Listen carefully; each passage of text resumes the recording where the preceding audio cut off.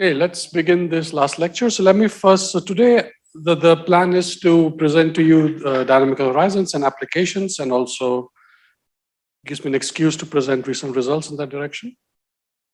Let me first complete what we discussed last time. So as you might have realized, I talked about non-expanding horizons, then weakly oscillating horizons. Then you might wonder, and in fact, people ask me this question, what exactly is then an isolated horizon? So as you again might have realized, we are just making extra additional conditions which are restricting us more and more, right? So from non-expanding to weakly oscillating was not a real restriction. So it was simply that it's a choice of null normal and that you can always do. So there was no real physical restriction in that sense. So we had first a non-expanding horizon. So this led to a weakly oscillated horizon.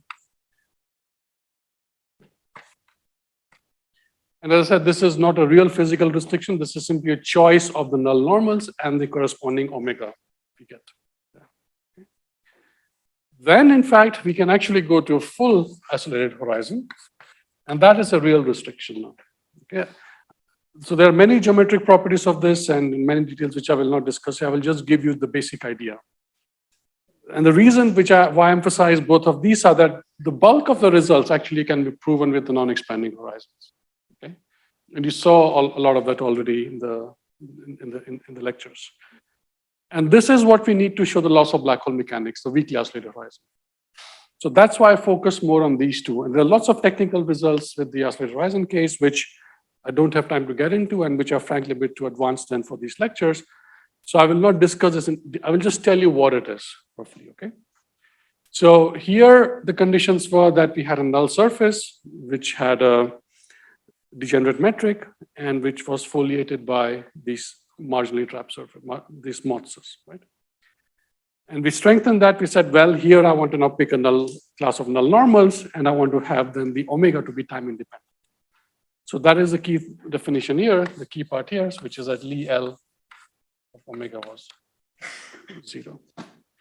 And as you also discussed, which is namely that this omega is just one part of this connection on the horizon, right?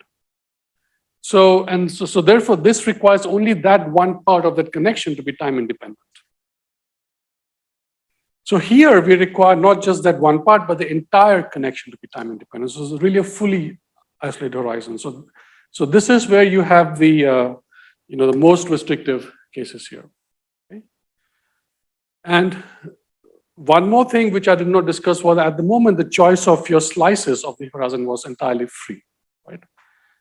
So okay, I don't know why that is showing here, but okay. So that's entirely free.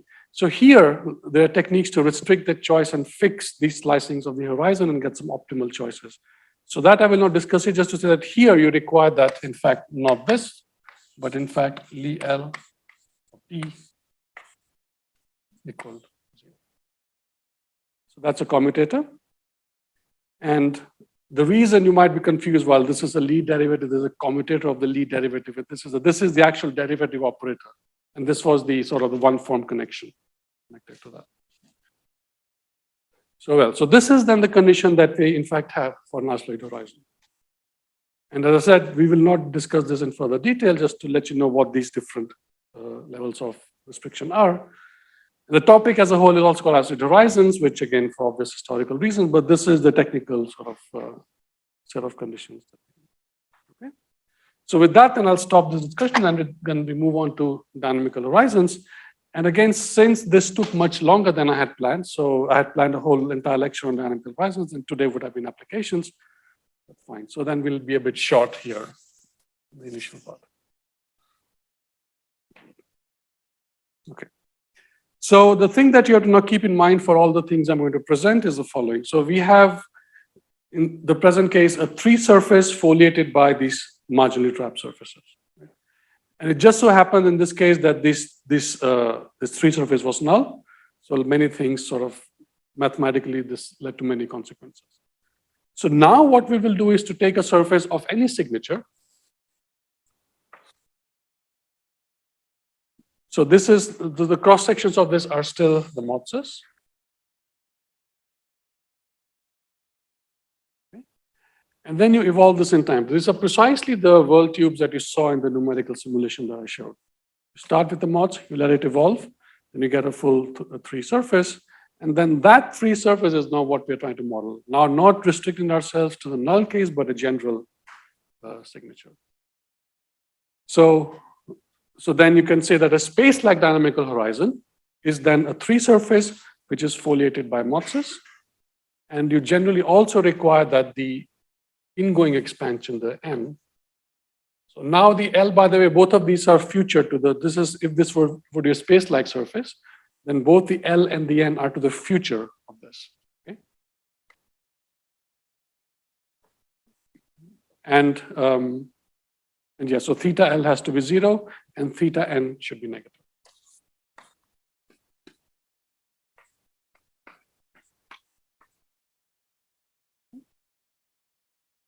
So now, even just based on these two conditions, you can easily check that the area has to increase in this direction.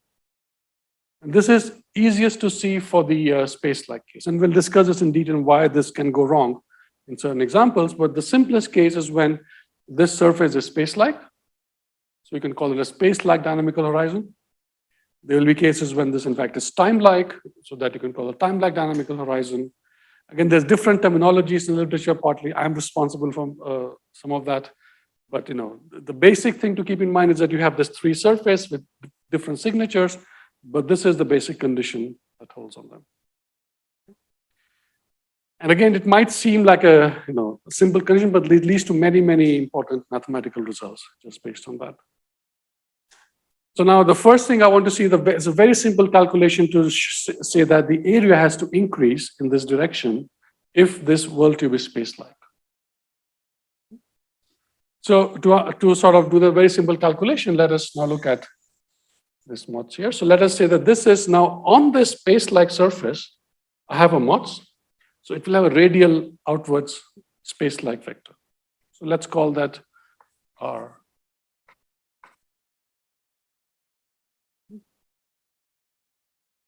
And I will have a time-like vector. Let's call that T. It's a bit confusing to draw this because this is space-like. It's evolving in time.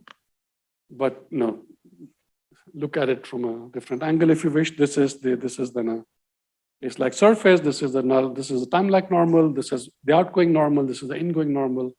And there's a radially outward direction. Then a suitable choice for L is, as in the other case, like we discussed, it's just T plus R. And NA is E minus R. You can ignore the root square root of 2 factors. It's different normalization, doesn't matter, just knowing it's root of 2 that you don't need to carry along. It's not important here. So now we have that theta L is 0. So that means that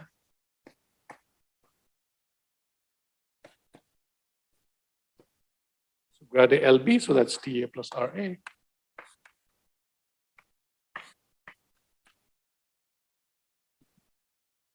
Theta N is negative.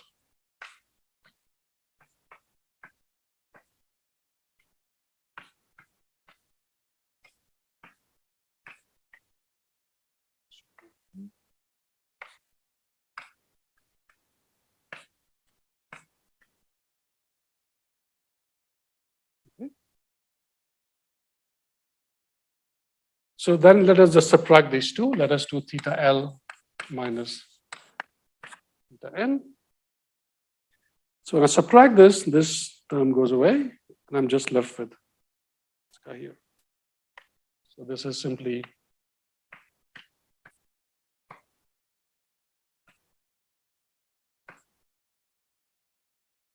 so theta N is negative, that is 0, so this whole thing has to be positive.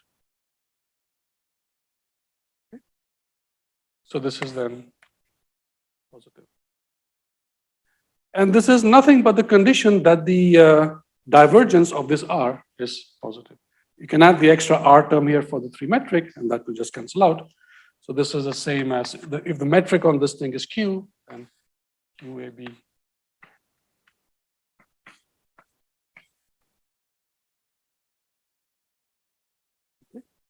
So this is just a condition that, in fact, the area has to increase in this direction. Along R. Okay.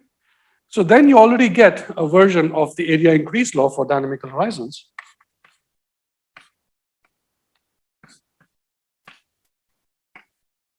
Just based on these two conditions. Okay. But now, as we will discuss in the slides, that this question of, what is the area increase? Is it always positive even when this world tube is not space-like and so on? So that's a more complicated question, and that we will discuss today. The other thing is that I told you in the beginning that for an event horizon, you cannot have a local expression for the area increase. In other words, at least in a general sense, you cannot have an equation which says that the change in area of the event horizon is because of local fluxes of matter and radiation falling into it. So that is what you might call a physical process version of the first law. So that, as I told you, that you cannot have for event horizons except in some sort of special perturbative situation. In this case, it turns out that you do have such a law, and that I will discuss also briefly in the slides. Okay, so let's now switch to that.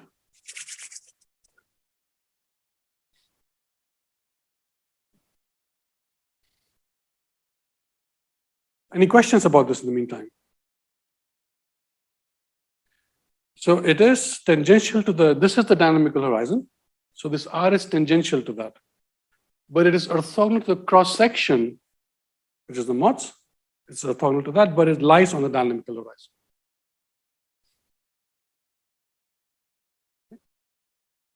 So the key thing means there's a space-like surface. That is why this RA will exist. Otherwise, it will not exist. If there's time lag, then this would be, in fact, a time lag direction.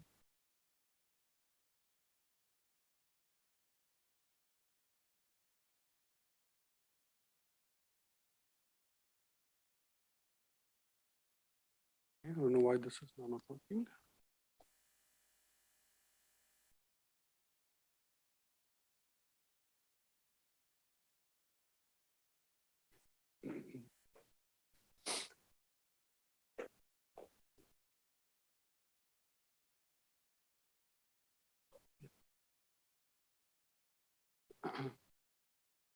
Okay, so this is what I just said. And so now we're talking about the second law of black hole mechanics, which is the area increase law. So we discussed the zeroth law, the first law, and now for the second law, we need to talk about the dynamical situation where the area will increase. So that is now this discussion here. So I said we need to go beyond the isolated case and we need to consider the time-dependent situation. So that is where we get the dynamical horizons.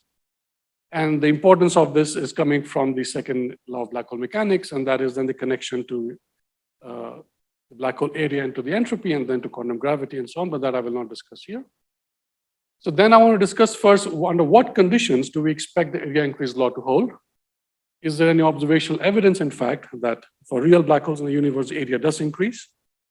And finally, is there a quasi-local version of this law? Then after I've discussed this, then I'll go on to recent results, which looks at the correlation between the observations of gravitational waves and things happening at the black hole horizons. So that will be sort of second part of the lecture. Okay, so let me first just describe, at least in the basic sense, what the area increase law is. So it says that if I have an event horizon, so there's the area increase law for event horizons now. So this says that each component of the event horizon will have increasing area. For the stationary black holes, which are Kerr and Schwarzschild, these have constant area. And in general, when two black holes merge, then the horizon is not stationary. So in that case, it must be that the sum of the initial areas of the two black holes is less than the final area of the final black hole. And you should keep in mind that this seems sort of trivial, right? But it is actually a very complicated thing mathematically. And to prove this is not, at least the basic proof is easy, but the event horizon has other strange properties that you may not realize. The first thing is that it doesn't have to be a differentiable surface. In fact, it is generally not a differentiable surface. So each time that two black holes merge, if you look carefully at the event horizon, it will have a little crease where it is not differentiable. So that is when null generators are entering the horizon. Then, if you have other things falling into the black hole, each time, let's say something falls in, let's say a particle of dust, it can in principle make the horizon non-differentiable. So there's a notorious example back from 2000. So there are examples in which there is stuff falling into the black hole, into the event horizon, which makes the event horizon nowhere differentiable. Okay. Again, these are sort of extreme examples, not, we don't have to discuss that in detail here, but just to let you know that even for these cases, it has been shown that the area of the event horizon increases. Okay. And there it's even a tricky thing to define what we mean by the area in this, in the case of these non-differentiable situations. So now going back a bit further in time, so the first estimate, in fact, of the energy that is released in a black hole merger was obtained by Stephen Hawking, and in this he used this area increase law. So then he said that, okay, let's start with two black holes very far apart. So let us say that their masses are M1 and M2 initially. Then the final bonding mass, by that I mean the mass that is left over after all the radiation has left the system. Let us call that MF. Again, I cannot use the ADM mass because ADM mass is always a constant. So it can never change, right? So I cannot say that the ADM mass at the end is larger than or smaller than the ADM mass at the beginning. It's always the same. So instead, you need to look at a notion of mass, which appears when all the radiation has left the system. And that is what is known as a final bonding mass. So that is the MF here. So then the area increase law implies that the A1 and A2 must be less than or equal to the final area, that's AF. Then you assume that, let's say the black holes are curved. So let's say very early on, the two black holes are curved black holes. And at the very end, we get a curved black hole. And then you can check, and maybe you'll do it today in the tutorial, which is that the area of a curved black hole is given by this relation here. So A1 is this guy, A2 is this, and AF is this. And each of these cases, M1 is the mass of the horizon, and chi is a dimensionless spin. Okay? So chi has to be between -1 and +1. So this is the area of A1, this is A2, and this is AF. So now there's a constraint on all these parameters of the system, right? So I have A1, A2, the spin 1, spin 2, and AF, final mass and the final spin. Then you can manipulate this equation and you can get a limit on how much energy is being released in this process. So this is what you might call the efficiency of the process. This is how much energy is released in the process of this merger of two black holes. And in this case, you get a very large number. You get something like close to even 30% when you have equal mass cases. Chi is a dimensionless spin. So this is the angular momentum divided by the square of the mass of the black hole. If you like, in the curve solution, you have the parameter A, right, which is J upon M. This is A upon M.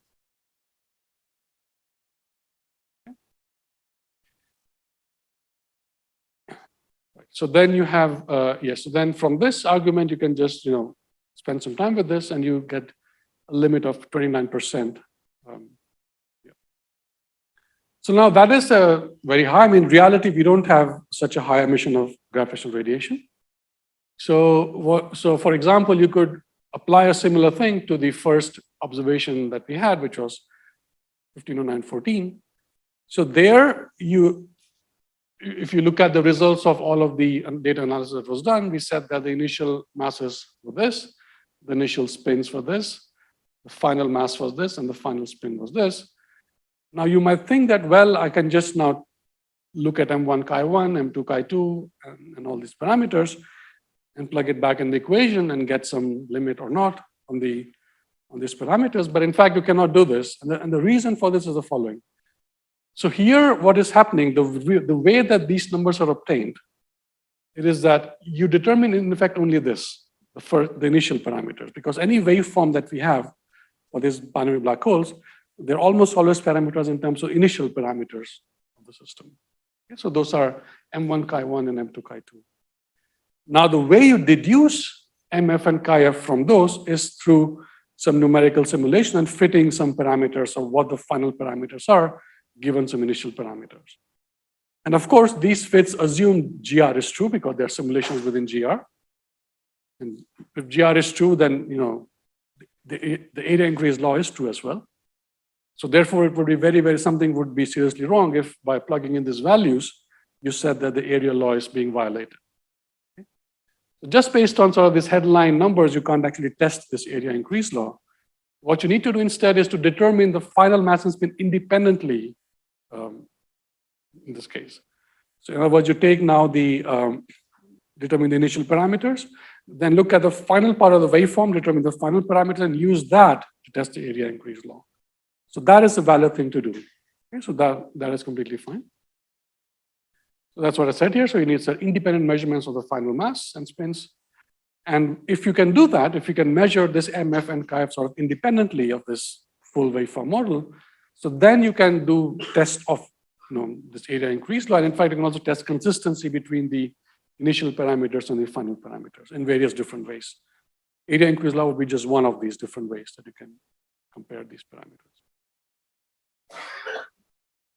So let me actually skip this because I think I will soon be out of time. Let me just at least explain it briefly. So the basic idea of this observational test of the area increase law is quite straightforward. So as I said, you measure the initial mass and initial spins from the gravitational wave signal and from the waveform model that you have. Then you assume that the black hole is initially and finally curved.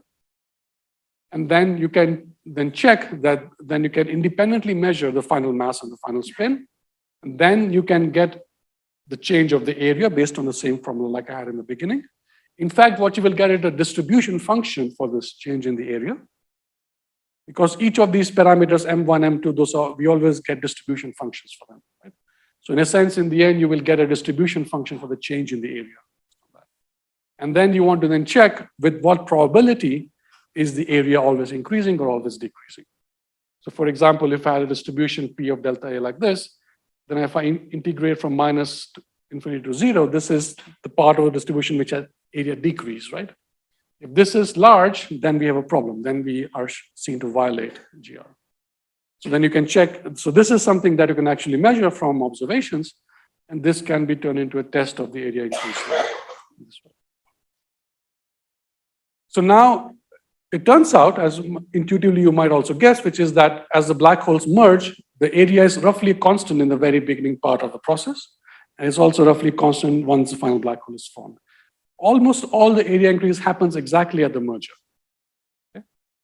So I mean, it's not obvious, I'm not shown that, but it's simply a fact. So you can, during simulation, you can check the area increase law, and for the most part, it is roughly a constant.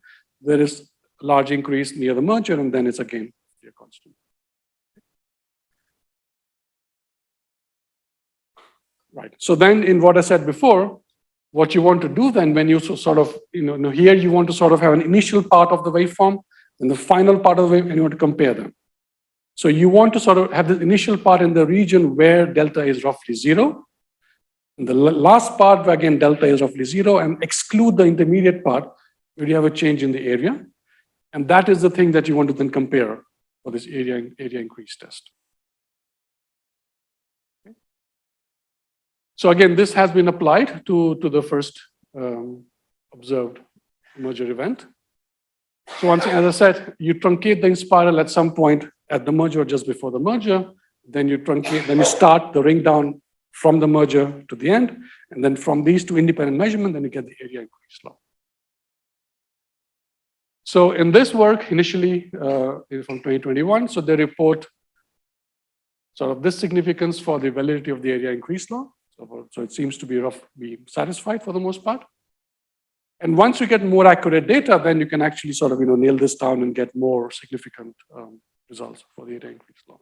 So it's not so much that that you validate the area increase law in this case that you expect. It's just that when you have more sensitive instruments and louder signals, then you can have to constrain this much better in that case. So I'll skip the details here for the most part, and there's numerous sort of technical details, but just to say that you can in fact hope to test the area increase law observationally even now, and much better in the next generation of detectors. Okay, this is the drawing I had on the blackboard there. And this is the little proof I gave you already, which is that, if I have the L and the N, then by simply this little calculation, and this condition on theta n, I have the area increase law for dynamical horizons. Right? So now you can ask the question, well, is there a more general proof of the area increase law beyond this simple one? And in fact, you do, which in principle should be valid for any dynamical horizon, be it space-like, time-like, or null. Okay?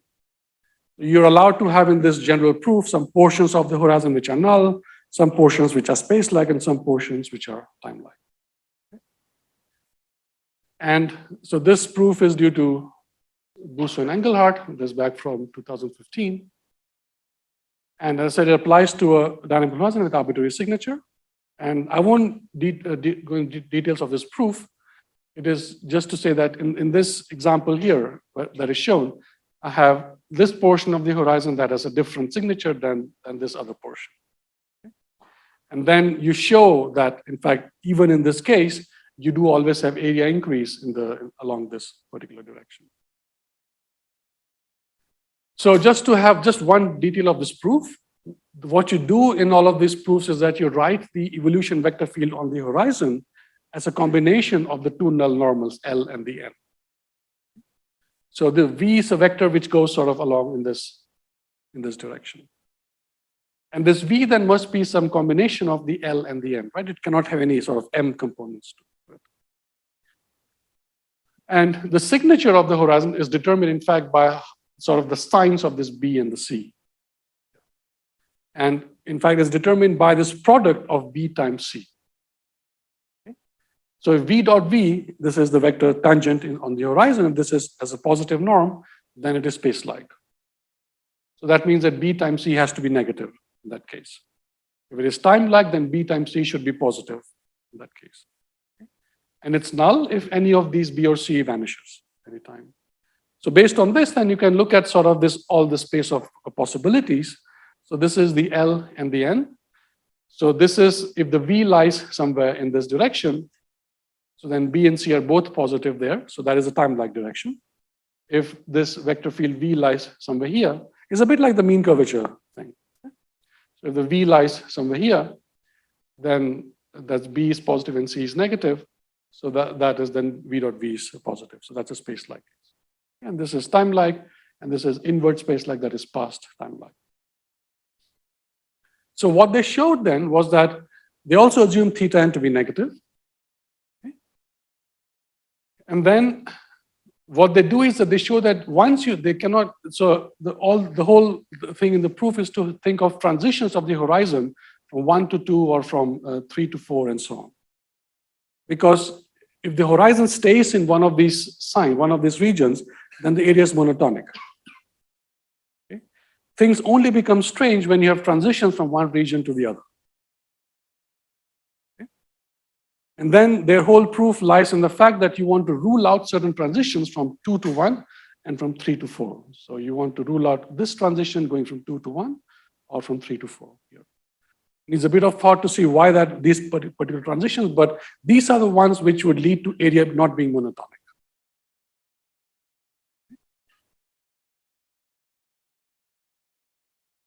And in the end, all of this is determined by the sign of not just B and C, but just the sign of C.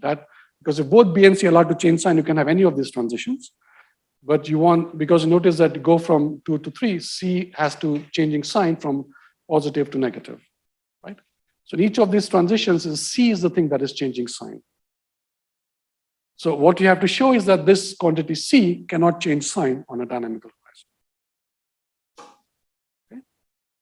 And under this condition, and they showed they assumed that the energy conditions hold. I don't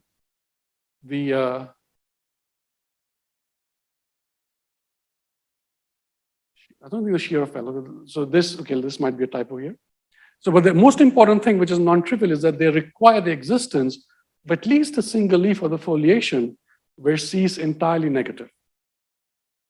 And this is normally true. So if you sort of have a normal case of these black hole horizons, there'll be some initial slice where things are normal and C is negative. Okay? And then with this assumption, then it follows that C cannot change sign and the area has to be monotonic. So this is a sketch of the Bousso-Engelhardt proof for the area increase law. And then now we'll see later whether in fact this condition actually holds in a binary black hole merger or not. Okay? So if you accept so far what has been discussed, then you have to accept then that these horizons have always monotonic area change. And then you ask the question, well, can we in fact do better than this, have sort of a local version for the area increase law? It says that the change of area is because of some fluxes of matter radiation crossing the horizon. Okay. So any questions at this point?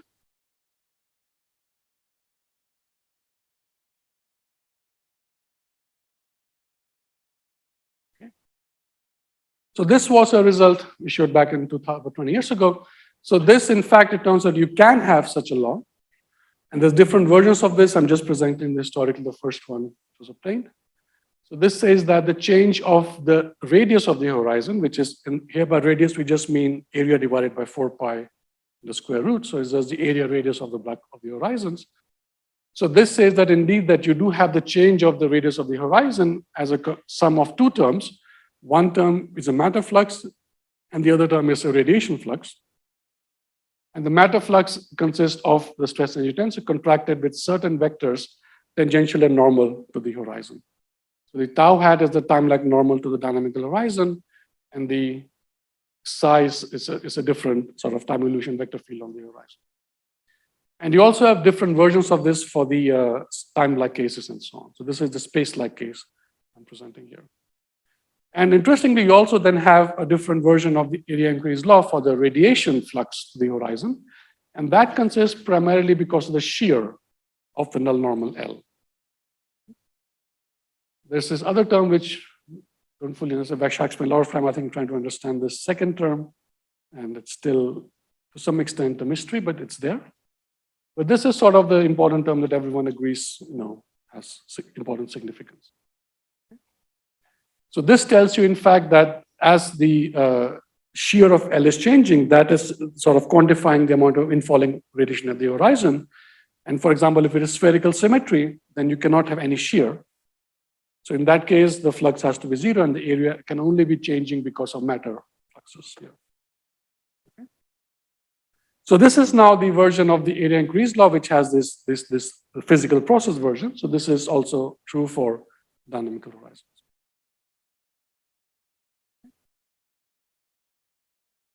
Okay, so these are the important points to keep in mind, which is that these are all local fluxes.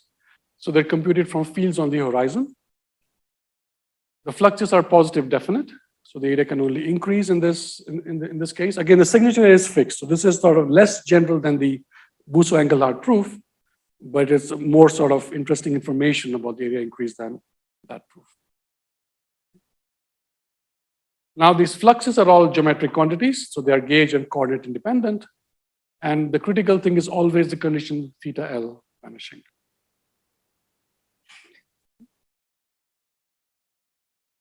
So let us now look at the actual simulation that we have for two merging black holes that I presented 2 lectures ago. This was the Brill quiz data, which now you're quite familiar with, I hope.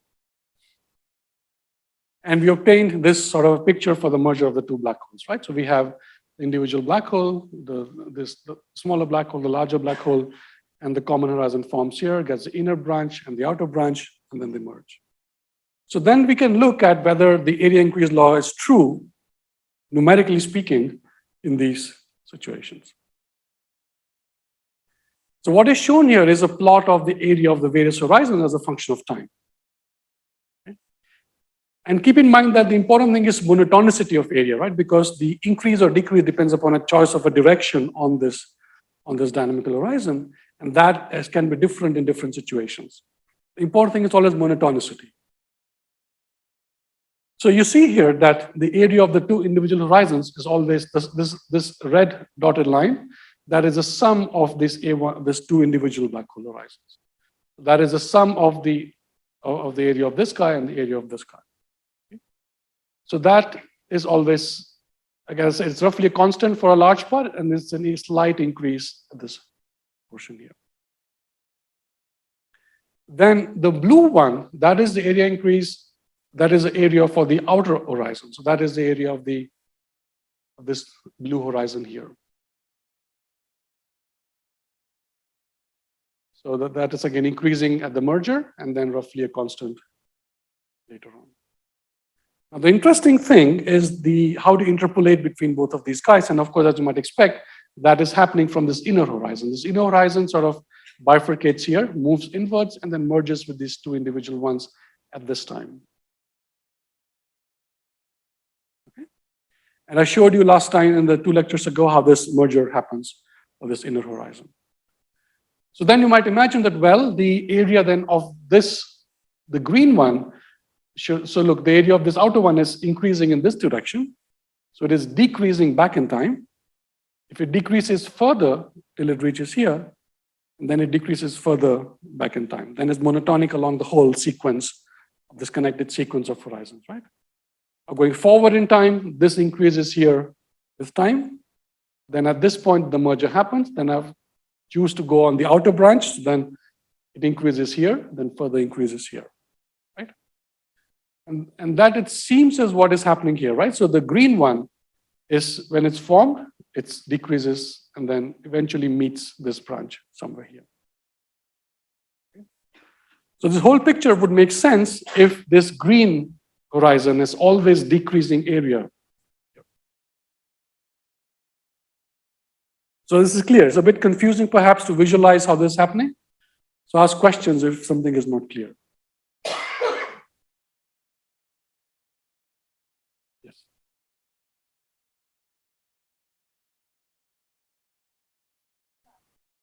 Right, this here, yes.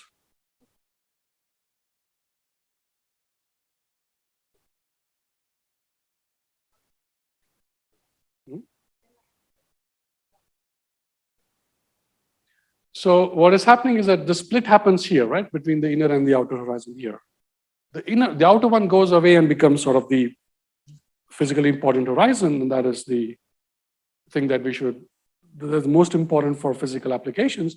But the inner one, its job is to sort of go inside and at some point merge with the two individual horizons. Okay? So that is this merger point. There is this time T touch when the two individual horizons touch each other. And that is exactly also when this horizon merges with both of them, this inner one. So there is in fact a connected sequence of these surfaces all the way from the beginning to the very end. So the split only happens here. Okay, you can say it also happens here to some extent. But I see this as the place where these horizons actually merge, this inner branch coming from outside and the two individual ones.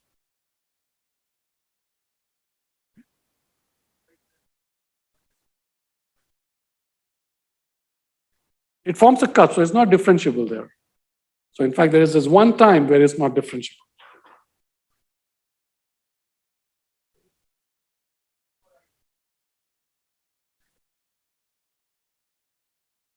I wouldn't call it a collapse situation. So this is, no, in a collapse situation, the black hole horizon still expands, right? So it's not that the area will decrease for a collapse situation. It is simply a geometrical surface in this construction here. So I wouldn't call, there's no matter here, so there is no collapse actually happening. It is simply the topology of the merger. That's how the merger happens. You normally wouldn't see this for a normal collapsing situation because there's just one horizon in that case. Right? There's not this merger of horizons happening.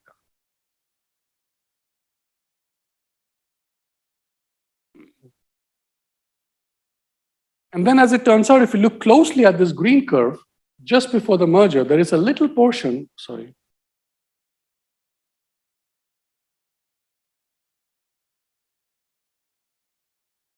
There's a little portion, tiny portion here, just before the merger happens, where the area is not monotonic.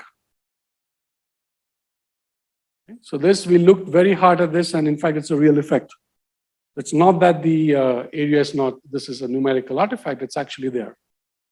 You can actually calculate this sort of, this non-monotonicity of the area, and it is there. It's a little bit, but it is there.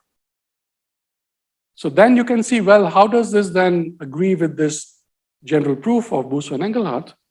And the reason it doesn't quite agree is because of this extra condition that they had of having one slice with a fixed value of this C function. Again, to go into that would be complicated because that is sort of a study of the geometry of this inner horizon, and that is quite complex actually. So I don't want to get into that, but just to take away message is that this area increase law is quite complicated, in fact. In the simple cases, you know what to do. Purely time lag, purely space lag, and even in certain cases, you can look at the area increase law with a combination of these signatures. But in the fully general case, it is still some open questions that remain. Yeah. Yeah, so that's one point of view. So you don't have to really be concerned about it. It's only if you wish to sort of say that during the whole process, right? So to start off from the beginning to the end, it is often important to connect these in a sort of a connected sequence of these surfaces.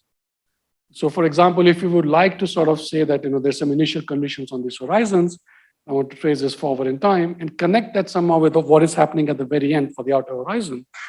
To do that, you need to go through this merger process. And for this purpose, it is, you need to understand the properties of this inner horizon carefully.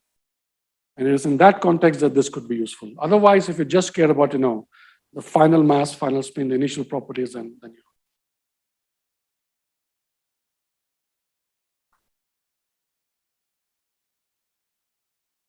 Okay, so I'll skip some more details here. And okay, this maybe is one of the lessons to take, which is that, in proving these kinds of things, you make often assumptions mathematically, which you think are reasonable. And these black holes have a way of sort of surprising us and showing examples where they're in fact not valid. There's one more thing I want to present here before moving on to the next topic, which is, I talked about 2 lectures ago again about this stability operator at the horizon. Okay? And I said that the eigenvalue of that should be positive, or the operator should be invertible for these horizons to evolve smoothly. So now we have this full numerical simulation. We can go and calculate now the spectrum of these operators. Right? So in the present case, it's even a bit simpler because in the head-on case with no angular momentum, the operators in fact is self-adjoint. So it has real eigenvalues. So it's a simpler situation. And if you recall again that lecture, we said that the non-self-adjoint part of this is the thing involving angular momentum.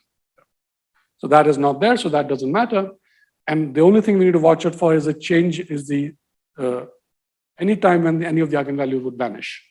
So that is the time when this operator cannot be inverted, and that is when the stability can be questioned for these surfaces.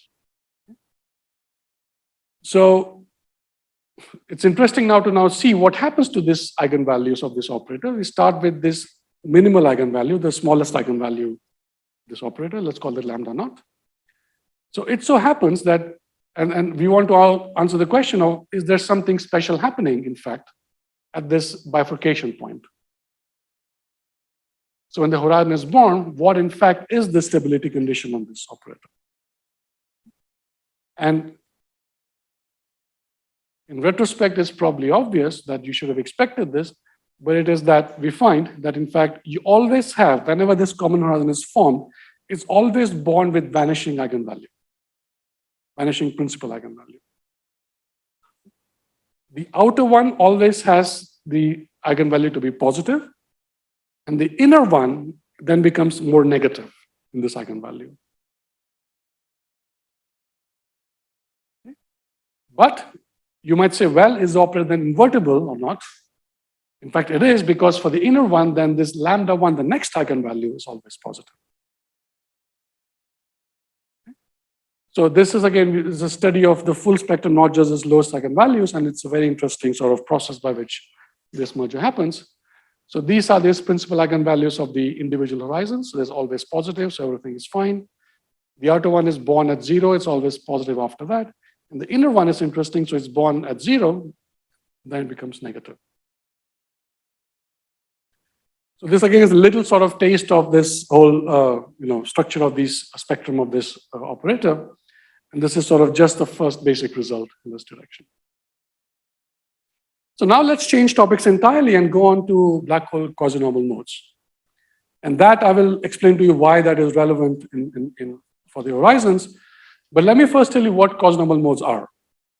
And many of you might know it, some of you might not, so let me just explain that first to you. Okay. So this goes back to 1970. So then there was actually discovered numerically, in fact. This was discovered by Vishweshwara, who was doing these scattering experiments onto a short shell black hole. Okay. So take a short shell black hole, send in a pulse of radiation, a Gaussian pulse, and then see what is reflected back from that space. Okay. What he found was that when the pulse is sort of much broader than the shape of the black hole, than the size of the black hole, nothing really happens. So the pulse goes through and gets reflected back. It's a minimal change in its shape. Interesting things start to happen when the size of the pulse is comparable to the size of the black hole. Okay. Then what he found was that the reflected pulse has universal features. So what he found was that for the reflected pulse, and this is an example of such a pulse, this time is reversed here because looking at the reflected wave. So think of time as going from right to left. So this oscillation that you're seeing here, what he found was that the frequency of the oscillation was a universal property of the black hole. And this is determined just by the mass of this black hole that is there. Okay. So this is sort of, he called it's a resonant frequency. So this is a frequency that sort of is a universal thing and appears in this scattering context, like here. Then this work was extended, and then what was found was that, well, for a given curved black hole for the mass and the spin, in fact, you not have just one frequency like this, but infinite spectrum of frequencies. So a spectrum of, and the other thing you notice is that there's a damping of this wave here as well. So there's sort of the oscillation frequency and the damping time connected to this. And these are both universal properties of the black hole itself. Okay? So in other words, if you make this infalling pulse even smaller, nothing changes. So this part remains a constant. So the frequency and the damping, those remain completely unchanged after that point. So in fact, for a given mass and the spin, you have in fact infinite spectrum of these frequencies. So here I'm writing that as a complex frequency, omega L and N. And these are determined just by these two parameters, the black hole mass and the spin. Okay. So now you might think that, well, I have the situation where I have this infinite set of numbers determined by just two numbers. So there should be some consistency relations among them, right? If you were to measure these numbers. And in fact, back in 1980, so Stephen Detweiler said that, well, this is sort of like a smoking gun for discovering a real black hole. Okay? So imagine the same situation for a normal star or for any other object that you have, right? So normally speaking, when these resonant frequencies, let's say you hit a bell and you hear the bell and hear the frequency of that. So that depends on the shape of the bell and many, many other properties of that, right? And for a star, it would depend upon the star's composition, and these things are very complicated things for stars. And for black holes, though, they depend very simply on just these two parameters, right? So it's a unique thing for black holes. And this sort of led Stephen Detweiler to say, well, at the time there was evidence for some sort of massive object at centers of galaxies. And then it said, at the moment, there is no direct evidence that these are black holes. This is 1980. But then he said, which is sort of the important thing, is that once we have gravitational wave astronomy, then the observation of these frequencies here, so these would then provide direct evidence of black holes, which can be as close to certain as possible. Okay? So this is, he said that it's like the 21 centimeter line identifies hydrogen. The same way, these frequencies will identify a black hole. In its case, it was galaxies, but it's a more general thing, obviously. So then you can convert this to an actual test of GR. So what you do is the following. So you say that, well, you write the frequency as a real part and an imaginary part, and the imaginary part has a damping time in it, and all of these depend upon these three numbers, L, M, and N. It's a bit important now what these numbers mean. So the L and the M are familiar to you. So these are the angular quantum numbers. So L is the Lth harmonic, and the harmonic M goes from minus L to plus L. The index N is a bit more trickier. So this is what is called an overtone index. So for each of these frequencies, there's a fundamental tone. for which n would be 0, let's say. And then all the higher ones would have n equal to 1, 2, 3, 4, so on. So in the context of, let's say, harmonic oscillator or something, if you look at the wave function for that, the zeros of the radial function, so that is like this overtone index n.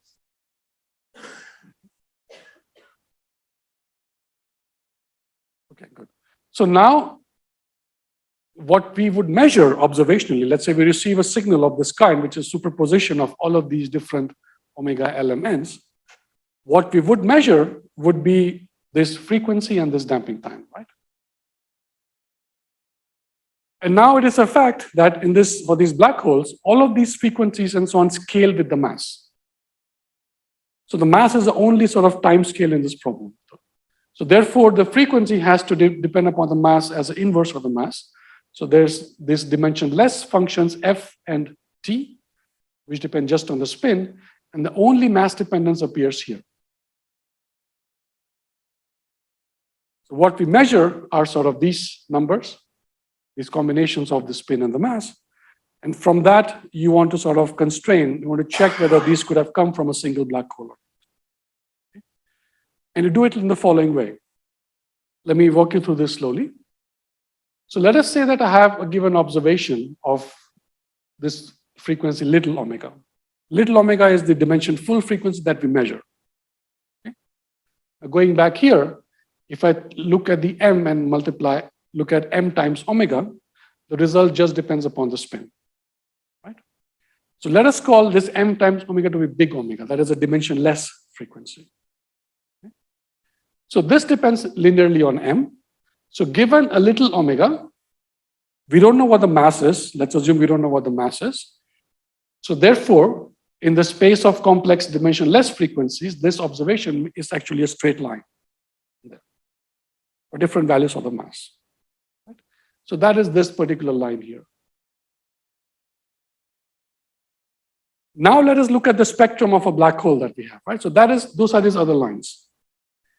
So for example, this shows here for L equal to 2, M goes from -2, -1, 0, 1, and 2. L equal to 3, there are 7 branches. Again, L equal to 2, 5 branches. L equal to 3, 7 branches. And these are the overtone. This is the fundamental mode. The next one, and the next one, and so on. So therefore, this frequency omega, this line, will intersect all of these sort of known spectra at different points, right? And for each of these points, we will get sort of some value for the mass and the spin, because in all of these plots, the spin goes here. The non-spinning black holes do not have these branches, they just have these dots. And for larger and larger spins, then these diverge. And so therefore, each of the intersections corresponds to a value for the mass and for the spin. Mass you get by being along this line, and spin you get by being along this line. Is that clear? Did I explain that clearly enough, the basic procedure here?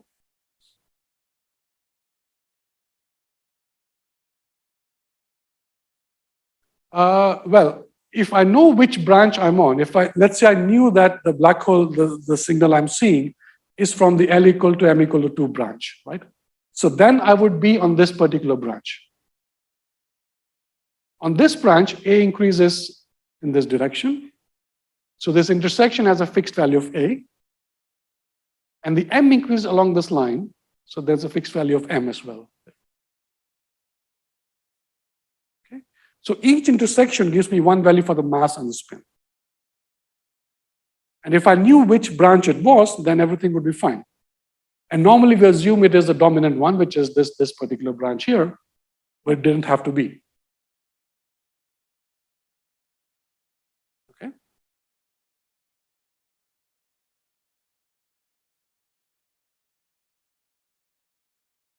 Sorry, could you repeat that?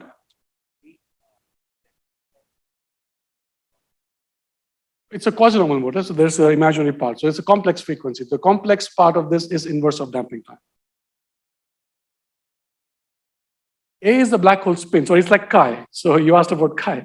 So A is J upon M, and chi is A upon M.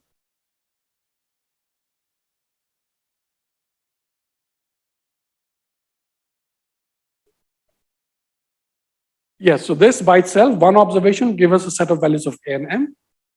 And we can do no more. Unless we know which mode it is, we cannot measure A and M from this. Okay? But now let us go ahead. Let us say that we have two modes that we measure. Okay? So let's say that there's not just one line, but let's say there's two lines like this, each corresponding to one observation. Okay? Then it will be the following situation, right? So I'm just depicting here schematically what's going to happen. I have two observations. So these are these two lines. Each of these intersection will be some value of the mass and the spin. So I can say that, well, let's say this line are the crosses and this lines are the pluses. Okay. Now I go to the space of mass and spin. All the crosses I mark here, and all the pluses I mark here. Now, if this spectrum is from a real black hole, there must be one common value for the mass and the spin. And they must then intersect somewhere here, at least shown here. Right? Is that basic idea clear? So this is what is referred to often as black hole spectroscopy, right? So in the sense that you have a black hole which is ringing down and emitting multiple modes, and then based on the fact that all of these modes have to come from the same black hole, then you can hope to test consistency and to prove that this is a real black hole. Okay. So any other questions about this?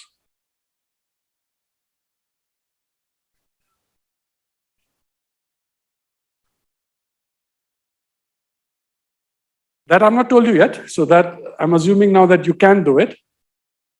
We'll discuss in a minute, I'll show you observational results. But for that, you have to match the data with the different lamp sinusoids and to extract the mass and the spin and the frequency damping time from that. That's a complicated thing. But assume for this sort of the basic that you can do that, okay? So if you can do that, that means you can extract sort of these lines in effect. And that will then lead to these values of the mass and the spin.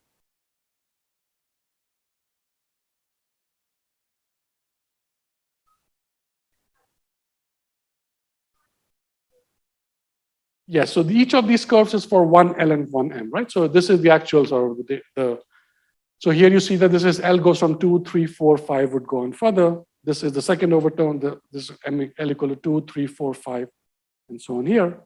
And for each of these branches, I have a different values of M, that is. This straight line. So here what I'm saying is that what I measure is this little omega here. So given the data, I can extract from it by doing match filtering the value for the frequency and the damping time. Okay? So therefore, what I measure is this complex frequency omega. Okay?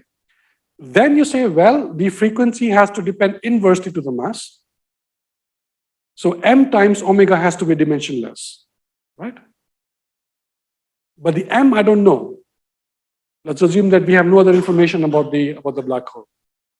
Then for different values of M, I get, different values for this big omega. So that is this, it's a straight line then. So this little omega is what I measure, I multiply by unknown mass, and that mass, changing the mass gives me the straight line. Okay? Clear?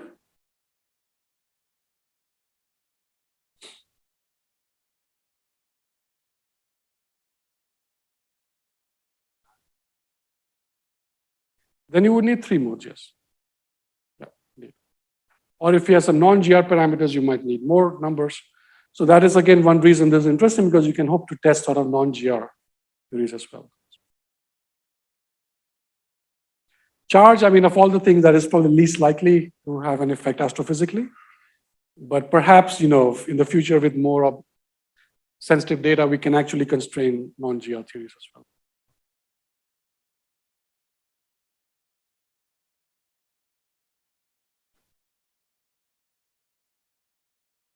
So that is good, right? Because that is then we're constraining it even further. So let's say we could observe 4 modes and we just have mass and spin. Then they still have to agree with a given common mass, right? So the more modes you observe, the better. Right? Well, that's why it's a good, normally if I said that I have 2 unknowns and 4 observations, then they shouldn't agree, right?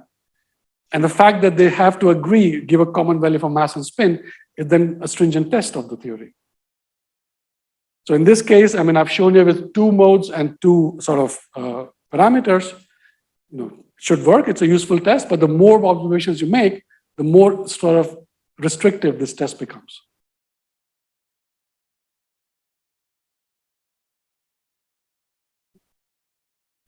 So let me now give you the observational picture here. So this is sort of one of the famous plots from one of the observational papers from the LIGO-Virgo collaboration back from 2016, connected to the first black hole merger. And so now, okay, this is now the theoretical thing for black hole spectroscopy, right? So now the question is, observationally, how many of this have you seen? Have you seen any case with 1 mode or 2 modes, or what can we say about that, or the events that we have seen? So let me describe that here. So here, what is done is the following. This is sort of one of the, to me at least, one of the most influential results from all of these papers that happened from after the first detection. So what is done is the following. So you have a given waveform from this black hole merger. Then you see this other simple question. Start from the merger, the peak of the waveform, and then try to fit a damped sinusoid to that. So the sinusoid will have a frequency and a decay time, right? So based on this fitting, you will get sort of distributions for this frequency and damping time. That's right. The only question is, when do you start this ring down? So in other words, and this, I'm just bad at drawing this. So let's say this is your waveform, this is the in-spiral part, this is the merger, and this is the ring down, right? Pardon my drawings, this is meant to be in-spiral merger and ring down. You could say that I start here to fit a damped sinusoid, or I could start here and fit a damped sinusoid, or here and fit a damped sinusoid, right?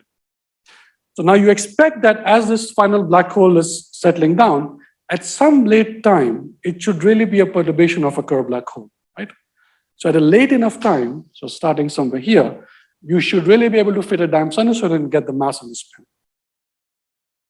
If you start earlier, then what you might expect is that, well, the black hole is very far from curve, so perhaps this quasi-normal mode should not be applicable in that situation, right?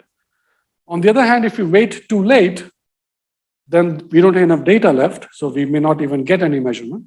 So it's a trade-off between, how much a signal-noise ratio do we have and how close we are to the merger. So what is shown is the following. So this green posterior, so these are all 90% contours for the frequency and decay time. This green one is what you get just 1 millisecond after the peak of the waveform. If you start this ring down thing very, very close to this peak of the merger, then you get this green curve. At the same time, this black one is what you get as a prediction of GR coming from the initial parameters that you measure. Okay? As I said, if you know the initial parameters, you can do numerical simulation and predict what the final parameter should be. And that in turn tells you what the frequency damping time of the dominant mode should be at the end. So that is this black one. Okay? So what you measure from the ring now should be consistent with that in effect. And this green one is not consistent with that. Okay? So then instead of saying, let's start a bit later, let's start at 3 milliseconds after the merger. So then in fact, you do agree roughly with this black GR prediction. Then you start at 5 milliseconds after the merger, then you really agree it's completely consistent with this black one. But of course, by this time, you're a bit late in the signal, so you don't have much data left, so your error bars are larger. So that's why then these contours also become bigger. Then if you wait for 7 milliseconds, in fact, then it's consistent, fine, but it's a very large error bars at that point. Okay? So do you understand this result? Is this clear?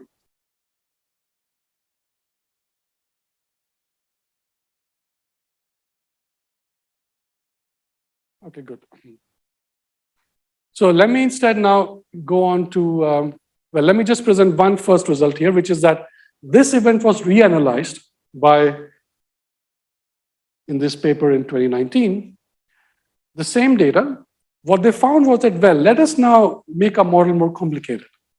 Let us say that the model is not just, in this case, was just one damped sinusoid. And they said, well, let us add one more mode to that. So let us add, in fact, in their case, they added an overtone to that. So that means that in this picture, you went from this mode and you went sort of here. Okay? Now, normally we said before this that, well, the higher overtones are damping away much faster. So these have a larger complex frequency here. Right? So they have a smaller damping time, so they damp away quicker than the fundamental mode. Okay? So that's why this was normally, the higher overtones are normally not taken too seriously before. I mean, they were there, the whole framework is completely fine, just that we thought that observationally this shouldn't make a difference. So what they did was they said, well, let's take a model in which I have a fundamental mode and an overtone. And then they, in fact, found evidence for the overtone in their observational work. And this is the constraint on the damping time of the first overtone. And here, sorry, this cutoff is the frequencies on this axis. Okay? And what is shown here is the deviation of this first overtone and first overtone frequency from its canonical GR prediction. So that's why it's a delta tau and delta F. So if these would be 0, that means that you're agreeing with the prediction of GR. If it's not, then you're not. So this is a test of GR in this context. Okay? And what they find is that, well, these are 90% contours, not very constraining, but still things are consistent with GR. The GR is the center value. Okay, you can say that the peak is here, it's a bit shifted, but the distribution is consistent with the GR value. Okay?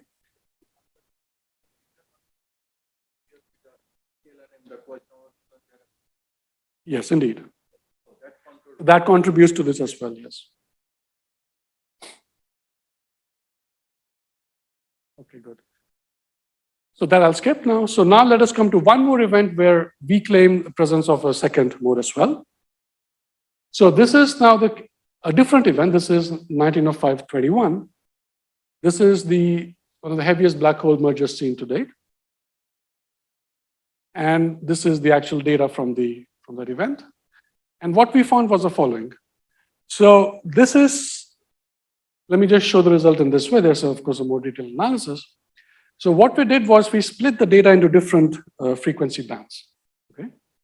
So this is what we expect the fundamental mode to be. This is the L equal to M equal to 2 mode. Okay? And these contours are the 90% contours on this. Well, in fact, I think this would be the 90% contour. So now, assuming that this is the L equal to M equal to 2 mode, that is a dominant one, that gives us the mass and the spin of the black hole, then we can predict what the other mode frequency should be, right? So then we can predict, just based on this observation, what should be for the 3-3 mode, the 4-4 mode, the 5-5 mode, in fact, all the other modes. Okay? So just based on this observation, you can predict the contours that you expect for the L equal to M equal to 3 mode, the L equal to M equal to 4 mode, 5 mode, and so on. And these are all the fundamental, these are not the overtone, these are the fundamental modes. That's why it's 4330, 440, and so on. Then the observation that we have for this event is that, in fact, you do have a strong evidence for the existence of a 3-3 mode in this data. Okay? So this is one more evidence, in fact, that you have a second mode present apart from the fundamental, the dominant one. So this again is a candidate for black hole spectroscopy. Right? So what we thought before, that we could only observe one mode, that is this famous result here. In fact, now there's multiple works which find, in fact, the evidence for other modes in the ring down as well. So therefore, now we can actually hope to then test GR and do this test here. Okay? So let me now change, this is a test of GR. So now you can ask the question, well, I talked about black holes and everything so far. What does this have to do with the horizons at all? Right? It is connected in the following sense. So imagine that this is a black hole horizon, and this is null infinity. Okay? So what we are seeing are waveforms at null infinity. Okay? Now, where are the waveforms? Where is the signal produced?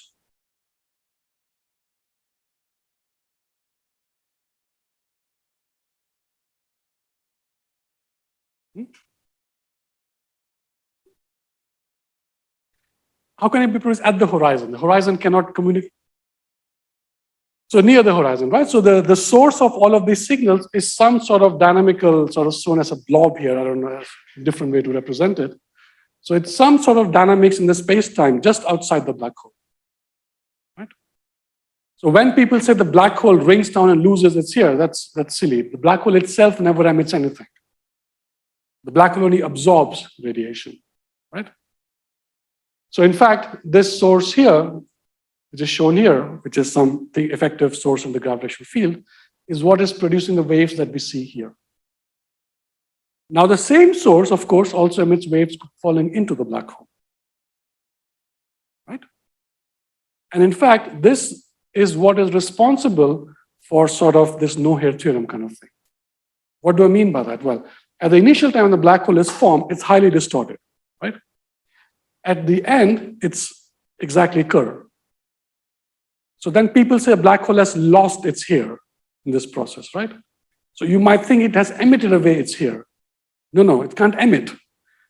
It can only absorb, right? So it only absorbs radiation here, and somehow it absorbs exactly the radiation needed to cancel out its hair, right? So that is what is happening here, right? So then what you expect then is that, well, for the outgoing radiation that we see here, there is a corresponding infalling radiation at the horizon, which we can measure in numerical simulations, which should have a counterpart exactly to what we see here. Because both of these have the same source, right? So whatever the source is doing to produce these waves is doing the same thing to produce infalling waves as well.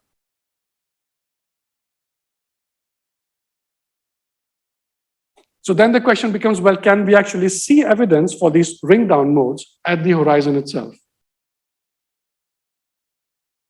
And then therefore the logic being that, well, given this observation, and assuming GR is correct, then we can predict what is happening to the black hole horizon for each thing that we see here.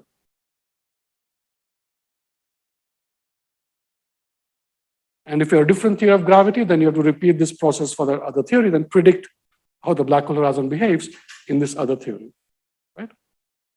So the usual way of saying, well, black hole horizons cannot be observed, that is true. So this applies to event horizon, to any of these horizons. This is the event horizon, that is a dynamical horizon, but whatever it is, none of these things can emit anything that we can receive here. But what is true is that based on what we see here, and assuming things about the source, by which I mean assuming GR, then we can predict what is happening, or we can infer what is happening to the black hole horizon. Okay? So in fact, Vaishak did this work some time back, also for the in-spiral part now. So this applies not just to the sort of post-merger part, which is what I'm going to focus on, but also applies to the in-spiral part, right? For the in-spiral part, we see the in-spiral waveform. So there should be some infalling radiation at the in-spiral phase, also like the in-spiral waveform. So let me skip that, but let me focus on the ring down thing, which is what I want to discuss mostly here. So then, as I said, we want to now find counterparts of the ring down signal seen at the common horizon at the black hole horizon itself. Sorry, seen at in the waveform, also on the common horizon. Okay. So in other words, the question is, can we do black hole spectroscopy at the horizon itself? And this means we want to find multiple ring down modes at the horizon. So this is an example of one of these works. So this is now the same head-on collision I showed you before with these pictures. So in that example, we can now look at the data on the horizon, and we can look at the shear, in fact, of the null normal at the horizon, and decompose that into modes. Okay? So now we can say, well, given the L equal to 2 mode of that shear at the horizon, can we fit that with damped sinusoids by ring down signals, in other words. Okay. What is done here is to say that this is the L equal to 2 data. We can start with the L equal to 2 mode. So the black dots are the data and the blue ones are is the model. Then we include over the first overtone, it fits a bit better. Second overtone fits even better. Third overtone fits even better. So there's empirical evidence, in fact, that at the black hole horizon, you can, in fact, model the infalling radiation as a ring down plus overtones. Okay. And the same applies for L equal to 2, L equal to 3, and we went up to L equal to 12 in this study.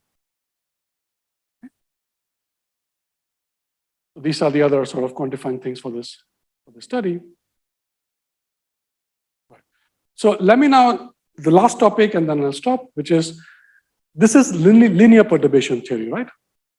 So therefore, you might expect, well, is the whole theory completely linear? What happens to all the nonlinearities of the merger?